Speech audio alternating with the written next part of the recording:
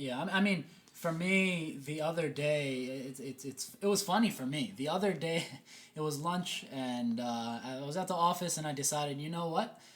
My eyes were hurting, and I was like, you know what? I don't want to be on my phone. I don't want to be on my computer. So I left my phone in my bag, and I just went out for an hour, hour and a half, and I went to the park without a phone. And I was like, it was a crazy experience for me because I haven't done this in the last 5 years. And I was like, you know what? If something happened to me right now, and I died, nobody would know what's going on. But, it was almost liberating to be just away from people and the idea of people knowing what was going on. And it's honestly, it's all a myth. I'm telling you. It's all a myth. The emergency thing, right? The emergency. I mean, people today, if you go out for groceries and you need to take your phone, and your dad called you, your mom called you, your spouse called you, they think you died, right? It's like, what in the world is wrong with you, right? The cops won't even do something for 24 hours, right? Because people go off the grid. And what I did is, guess what? You're all getting used to my new reality.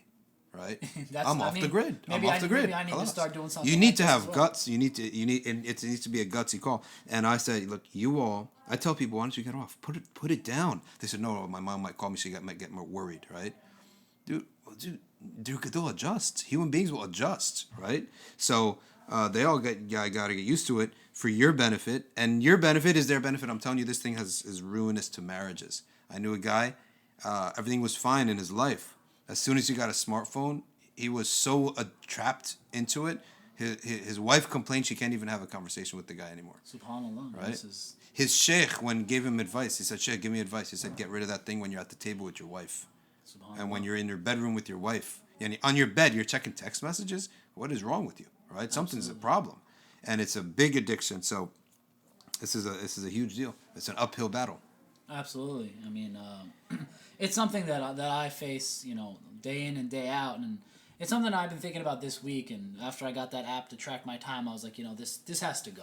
Abdul Qadir al-Jailani, a man came to him and said, I want to draw near to Allah. He said, it's impossible for you. SubhanAllah. He said, why? He said, you don't have time.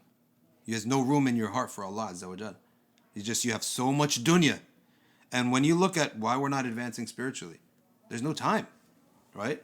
We got no time for Allah Azza wa Jal. We give Allah no time. And in order to do something great, you have to say no to a lot of other good things that you can possibly do. You got to say no to a lot of things that you could possibly do. You got to strip away, like La ilaha is negation before affirmation.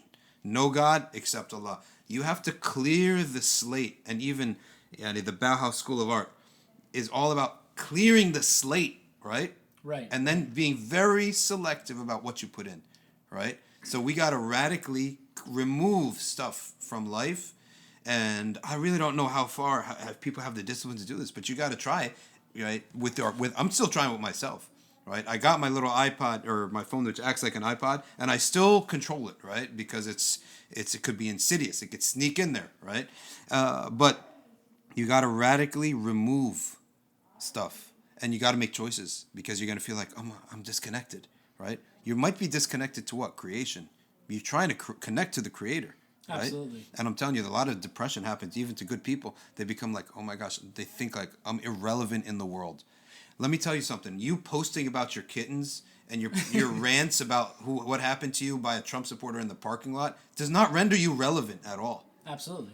It's the absence of people's iman is getting so weak. They need constant confirmation of their emotions from other people. This is a huge problem. Constantly, they need confirmation of other people, right? For everything, right? They need support. I'm going for pick up my mom from JFK. Okay, what do you want me to do? You need a therapist for this? Why are you telling me this stuff, right? So this is a constant confirmation of emotions. I think it's because no connection to Allah Azza wa Jal is getting very weak. SubhanAllah.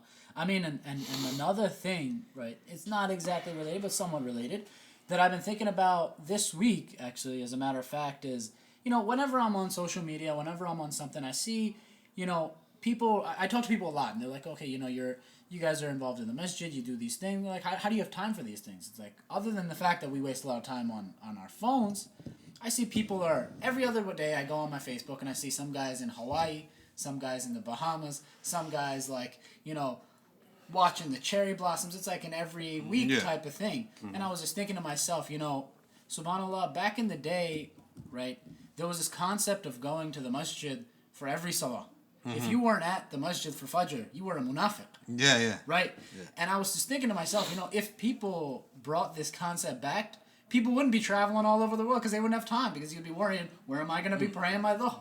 The thing is that the thing is about people, what they share online is you got to believe in concept of hasad, right? This is different from the point you're making, but you got to believe in the concept of hasad. Why are you posting how much you love your wife and you get along for 10 years?